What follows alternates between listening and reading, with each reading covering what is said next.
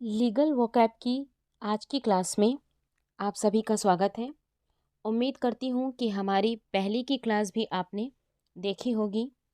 उसके शब्दों को आप लोगों ने प्रैक्टिस किया होगा, मीनिंग उसकी समझी होगी और साथ में बहुत ज़रूरी है कि आप हर शब्द को बोलकर ज़रूर देखें, क्योंकि सिर्फ पढ़ने और सुनने से नहीं होगा। आप शब्दों को खुद से बोलकर भी प्रैक्टिस करिए और डेली जब भी आप कोर्ट जाते हैं तो उनमें से कुछ शब्दों को आप अपने डेली जब आप सेंटेंस बोलते हैं तो उन शब्दों के बीच बीच में उन्हें बोलते जाइए। तो इस तरीके से फिर आपको आदत हो जाएगी। आज की क्लास में हम फिर कुछ नए शब्दों को सीखेंगे। तो आइए करते हैं अपनी क्लास शुरू। सबसे पहला वर्ड है एक्यूज्ड। ये भी बहुत कॉमन सा शब्द है, इससे आप लोग वैसे भी वाकिफ़ होंगे, जानते होंगे शब्दों को। तो आइए करते हैं शुरू। एक्यूज्ड कौन होता है? एक्यूज्ड अ पर्सन और पर्सन्स, या कोई एक व्यक्ति होगा या पर्सन्स फॉर्मली चार्ज्ड, जिसे औपचारिक रूप से क्या किया गया है? चार्ज किया गया है।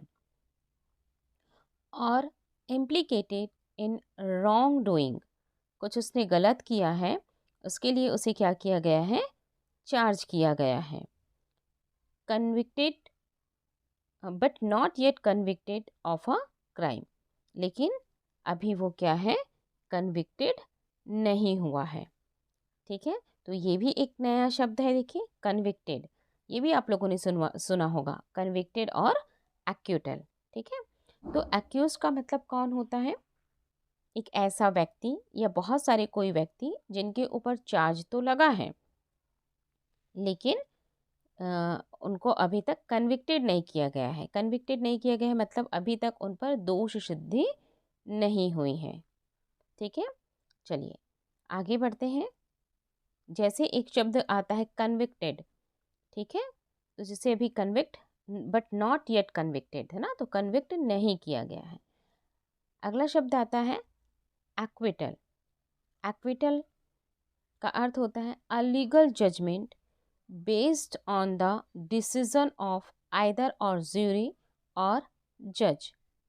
ठीक है, एक लीगल कोई आपका जजमेंट आया है बेस्ड ऑन द डिसीजन, किसके डिसीजन के आधार पर? ज्यूरी या फिर जज के आधार पर। That a person accused of a crime is not guilty. अभी हमने एक्यूज्ड पढ़ा था, जो कि that a person accused of a crime, जो किसी क्राइम का कोई एक्यूज्ड है, is not guilty of the charges for which they have been tried.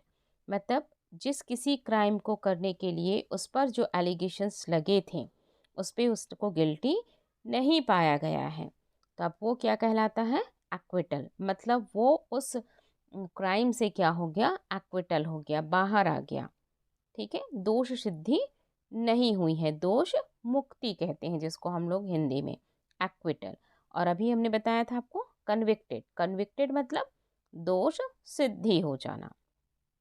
चलिए अगले शब्द की ओर चलते हैं। अगला शब्द है हमारा एजुडिक्शन। ठीक है, क्या कहलाता है? एजुडिक्शन। एजुडिक्शन मतलब क्या होता है?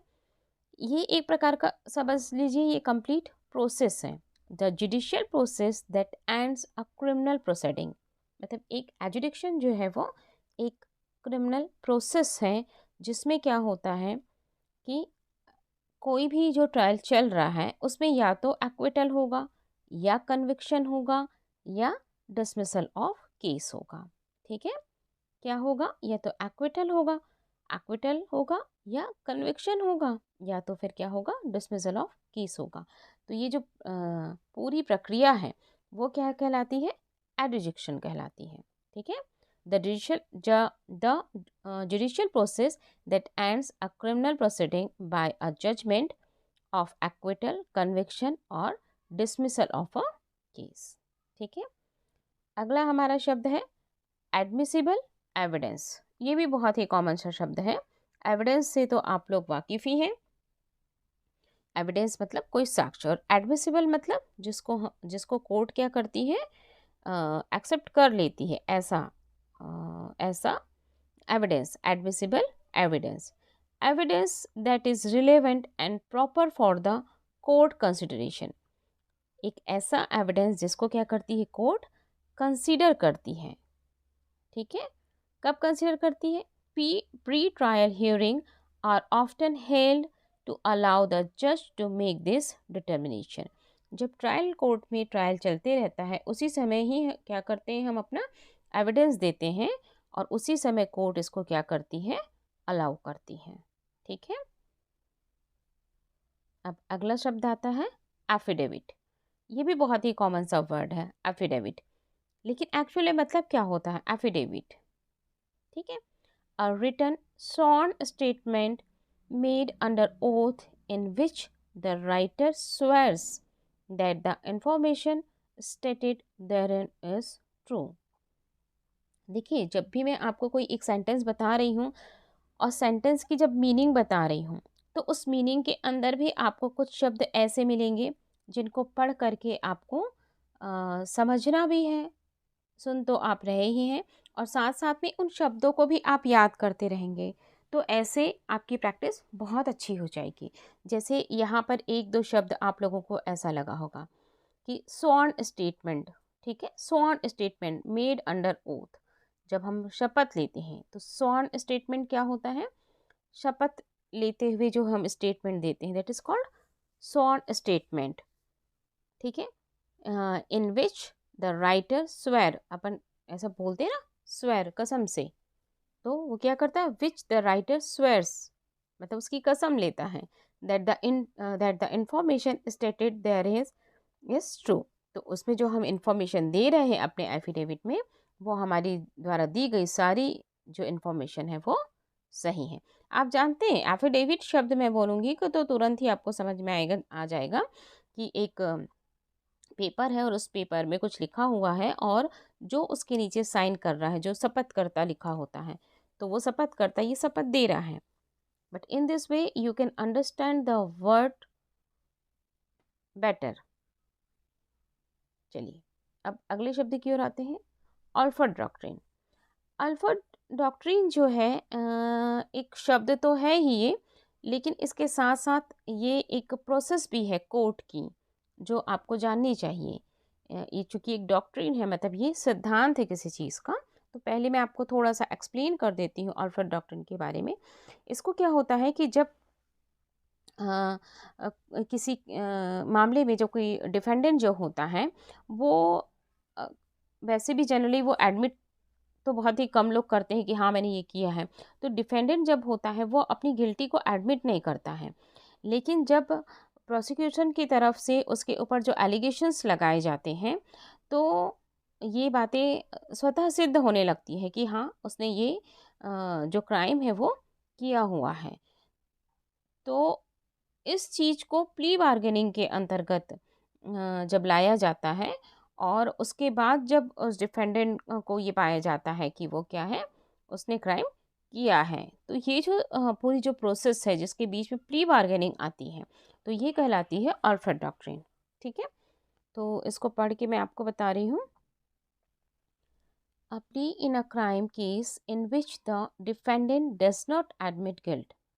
एक प्ली है क्रिमिनल केस में जिसमें कि डिफेंडेंट जो है वो एडमिट नहीं करता अपने गिल्ट को, बट एग्रीज, लेकिन वो उसको पता रहता है ना अंदर say that the state has enough evidence against him. State के पास यानी कि जो प्रोसिक्यूशन है उसके पास में पर्याप्त साक्ष्य हैं। State have enough evidence against him or her to gain a conviction. उसको कन्विक्शन करने के लिए सफिशिएंट जो है वो उसके पास में एविडेंस है। This allows the defendant to enter into plea bargain with the state. फिर क्या होता है, एक जो प्रोसेस होती है प्ली बार्गेन की जो आप लोग जानते होंगे, उसमें जब जाते हैं, इफ़ द जज accept the offered plea the defendant will be found guilty of the charge offence. तब जज को ये पता चल जाता है कि हाँ ये गिल्टी है। तो ये जो पूरी चीज़ होती है दैट इज़ कॉल्ड ऑल्फर्ड डॉक्ट्रिन। ठीक है, अब हम चलते हैं अपने अगले शब्द की ओर जो है अपील। ठीक है, अपील भी आप सभी लोग जानते हैं, ठीक है। अपील अगर सिंपल सी भाषा में हम कहें तो अपील क्या होती है कि जब कोई, अगर हम कोर्ट की भाषा में बात कर रहे हैं तो एक केस लगा हुआ है, उस केस में अगर किसी भी तरीके से वो उस केस का डिसमिसल हो जाता है या एक्विटल हो जाता है या कन्विक्शन हो जाता है, तो सारी कंडीशन में हम क्या करते हैं, उससे ऊपर की कोर्ट में उस पर एक अपील लगाई जाती है, ठीक है। तो क्या होता है इसका मतलब, अ request by either the defendant और द प्रोसिक्यूटर। इसलिए मैंने कहा कि एक्विटल और कन्विक्शन दोनों की ही स्थिति में अपील की जा सकती है। A request by either the defendant or prosecutor in a case to have a higher court review and possibly reverse the decision or the sentence of a lower court. तो clear हो गई आपको ये बात, क्या है, a request by either defendant की तरफ से किया जाए या प्रोसिक्यूटर की तरफ से किया जाए। हायर कोर्ट कहाँ करेंगे हम, to have a higher court review करेगा और पॉसिबली रिवर्स हो जाएगा डिसीजन या sentence of a lower court. अगला हमारा शब्द है एरिगमेंट। एरिगमेंट भी एक नया एक शब्द है और प्रोसेस है।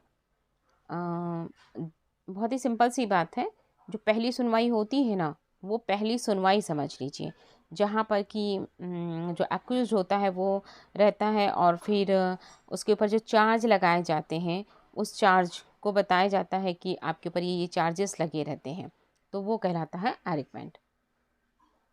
तो मैं आपको पढ़ के बताती हूँ। The first court appearance of a person accused of a crime. At this proceeding, the defendant will hear the charges that have been brought against him and may enter a plea. तो उम्मीद है आपको ये समझ में आ गया होगा। अगला जो शब्द है बेल और बॉन्ड, ये भी बहुत ही कॉमन सा शब्द है, ये भी आप लोग जानते होंगे। बेल और बॉन्ड, मनी और property required by the court for the release of a prisoner who must appear in court at future time। तो ये बेल एंड बाउंड। तीसरा है बेंच, लास्ट है bench trial, a trial in which the जज hears the case without a jury and decides. ठीक है, bench trial में क्या होता है, बेंच एंड बार, आप दो शब्द जानते होंगे ना, बेंच एंड बार। बेंच मतलब क्या होता है, वो जगह बेंच जहाँ पर जजेस बैठते हैं, और बार कहाँ, जो एडवोकेट्स की जो जगह होती है वो बार कहलाती है। तो बेंच ट्रायल क्या है, a trial in which the जजेस hear the case without a jury and decides, और वो क्या करते हैं, डिसाइड करते हैं whether the accused is guilty, accused guilty है या नहीं, इस बात का वो डिसीजन लेते हैं। तो आज हमने कुछ नए शब्दों को भी सीखा, उन शब्दों के साथ उनको दोहराइए, उनके मतलब को समझिए और इस वर्ड को प्रतिदिन अपने कोर्ट में उपयोग में लाइए। तो मिलते हैं अगले क्लास की ओर।